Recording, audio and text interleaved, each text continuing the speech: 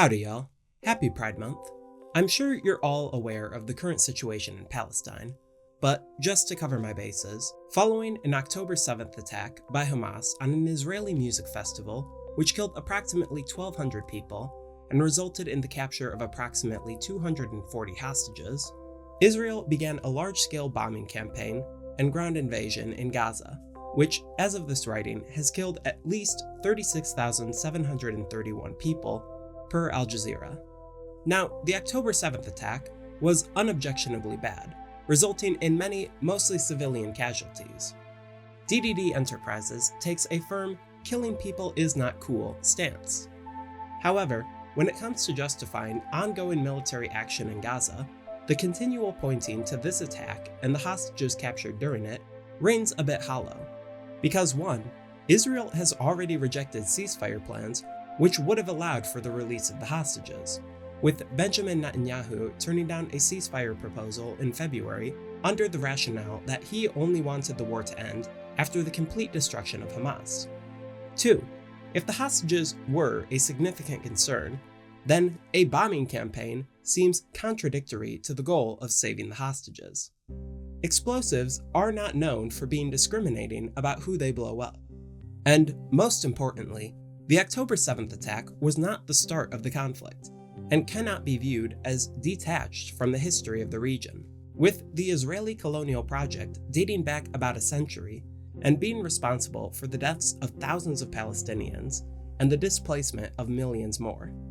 If you want a more in-depth explanation on the history, I'd point you towards this video by Sean, or The 100 Years' War on Palestine by Rashid Khalidi. Now, this war has obviously generated a large degree of public interest and public outcry. One notable example has been the large number of queer people demonstrating their support for Palestine. What I'm interested in looking at today is the reactions to this Queers for Palestine movement. To help flesh out the basic criticisms of Queers for Palestine, we'll be taking a look at the Reason article, "The Contradictions of Queers for Palestine," by Associate Editor Billy Binion. Now, in pretty much any article written making this point, the argument starts with the assumption that Israel is in the right in the conflict. The speaker will often pay lip service to the conflict being complex, as Billy does, but regardless of how they dress it up, they always come out with the conclusion that Israel is the more righteous party. When you begin with this belief that those saying Queers for Palestine are wrong, it becomes even easier to not actually listen to what they're saying. And I would argue that Billy Binion here is definitely lacking a full understanding of what these protesters are, protesting.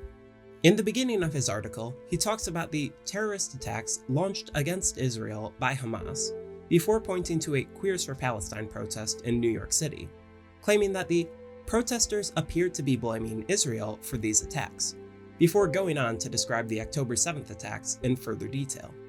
Now, Billy here has committed the surprisingly common error of pretending the October 7th attacks are the only thing that happened in this conflict. But this article was written on October 27th, and the protest he's talking about happened on the 23rd. It seems far more likely to me that these protesters are upset about stuff like the bombing campaign in Gaza, the mounting evidence of Israeli war crimes, or the occupation of Palestinian land. The protesters chant, "The occupation has got to go," and hold up signs which read, "No more dead kids," and "We hate Israeli apartheid and US settlerism." The cool thing about protests is that you can usually find out what they're saying by just listening to them. If I were to interpret Billy in the most charitable way possible, I'd say maybe he's arguing that the protesters are claiming the Israeli occupation of Palestine created conditions which made the October 7th attacks an inevitability, and he disagrees with that. However, if that's what he's trying to say, well, for starters, the protesters are still correct. But also, he did a really bad job of it by refusing to engage with any element of the situation beyond the October 7th attacks. So I don't think that's what he's actually getting at. In my view, he appears to just be willfully misinterpreting the protesters. But moving past the horrendous misreading of what Queers for Palestine is even saying, we arrive at the other major components of every argument against this movement. You see, Palestine is a homophobic country. with Billy pointing out that gay and transgender people face an extraordinary level of persecution that may result in a years-long prison sentence or even death, before going on to detail a couple instances of gay people being killed. Whereas Israel is a pro-gay country, with Billy saying, when it comes to Queers for Palestine, what's richly ironic is that many LGBT Palestinians seek asylum in Israel. The implicit argument being that since Palestine is so homophobic, and Israel is so kind and welcoming to the gays, that queer people should all be ready to hop on Israel's dick and support whatever it does, and that by instead advocating on behalf of Palestinians, queer people are advancing their own destruction. This is why so many people say shit like, Queers for Palestine is basically chickens for KFC, or minks for fur coats. Now, the problem with this argument is that it's stupid. As much as detractors would like to pretend it is, Queers for Palestine is not meant to be a glowing review of LGBTQ rights in Gaza and the West Bank. It's an assertion that the group, queer people, do not support the genocidal actions of the Israeli government. Saying, haha, well, I bet these queers wouldn't like to go live in Gaza, misses the point. They don't want anyone to have to live under apartheid occupation and the constant threat of bombings. The reason the queerness of the protesters is relevant is because Zionists have turned their supposed acceptance of the LGBTQ community into a component of their justification for colonialism. A frequent piece of colonialist rhetoric is that which frames the colonizing group as more enlightened and less savage than those they seek to colonize. This is relevant for both the contemporary and post hoc justifications of colonialism. In his 16th century drawing, Allegory of America, Jan van der Straat depicts Amerigo Vespucci arriving in the Americas. While Vespucci is adorned in nice clothes and carrying a navigational tool, the natives are shown to be unclothed. Animals mill about uncontrolled, and a group in the back is shown to be roasting a yummy human leg. Similarly, when trying to defend Christopher Columbus in the 21st century, conservative outlet PragerU is sure to focus on any instance of natives practicing cannibalism that they can get their hands on. In online discussions of Aztec civilization, some opt to turn the Spanish into the Chads, boldly standing up to the practice of human sacrifice. As we all know, if you really hate human sacrifice, the logical move is to kill everybody. For these pro-colonialist positions, it's imperative that the colonized people be backwards savages, and that the colonial power is not only more advanced and morally righteous, but that through the sheer act of colonialism, they are uplifting the colonized people, imparting upon them their superior moral standing. To not have that framing device rids a lot of the justification. Instead of freeing the land from violent, bloodthirsty savages, they're just stealing some people's homes. So in saying Queers for Palestine, LGBTQ people aren't just saying stop doing genocide, but rather stop doing genocide and invoking us to make you look more morally righteous. There's a few other problems with criticizing Queers for Palestine. For one, almost half of those killed so far have been children. It's hard to sell a, well, you may support them, but they would have gleefully killed you for being gay narrative when discussing a bunch of murdered babies. And it's not like that narrative works even for actually homophobic people.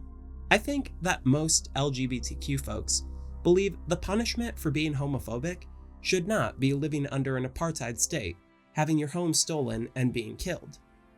Just to verify this theory, I interviewed the gayest person I know, and she agreed. Homophobia is not an excuse for ethnic cleansing. And that's actually good news for Zionists, because the biggest lie surrounding Queers for Palestine is that the Zionist position is one thoroughly intertwined with supporting queer people. Looking at the US, some of the most homophobic politicians in the country, such as Ron DeSantis, Lauren Boebert, and Tom Cotton, are also some of the most outspoken in their support for Israel. Hell, many homophobic Zionists don't even like Jewish people. But that's another discussion. And within Israel, there's a whole cottage industry of homophobes mocking queer supporters of Palestine in a homophobic manner.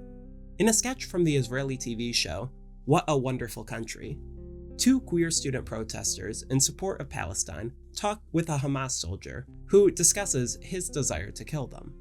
Since it's a Zionist sketch, the students are, of course, depicted as incredibly anti-Semitic, while the soldier is depicted as a bloodthirsty monster, using civilians as human shields and holding imperialist ambitions to conquer America.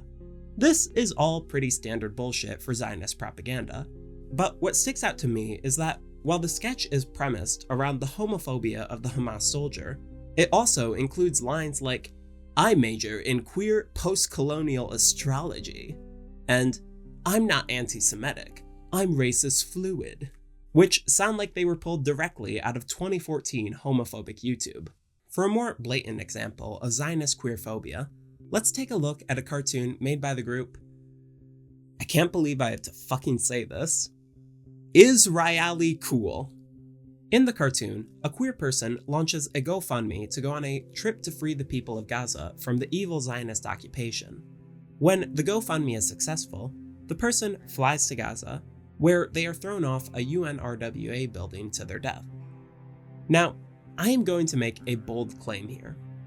Given that this depiction of a queer person looks like this, talks like this, time to launch my GoFundMe for Gaza, and has a room adorned with a KFC poster, an Ignorance's Strength sticky note, and a MAP flag, MAPs being a psyop to convince people that the queer community was accepting minor attracted persons into their ranks. I think it may be safe to conclude that the people who made this cartoon don't like gay people. Looking further into the cartoonist, we find plenty more Zionist cartoons, filled with negative caricatures of queer people.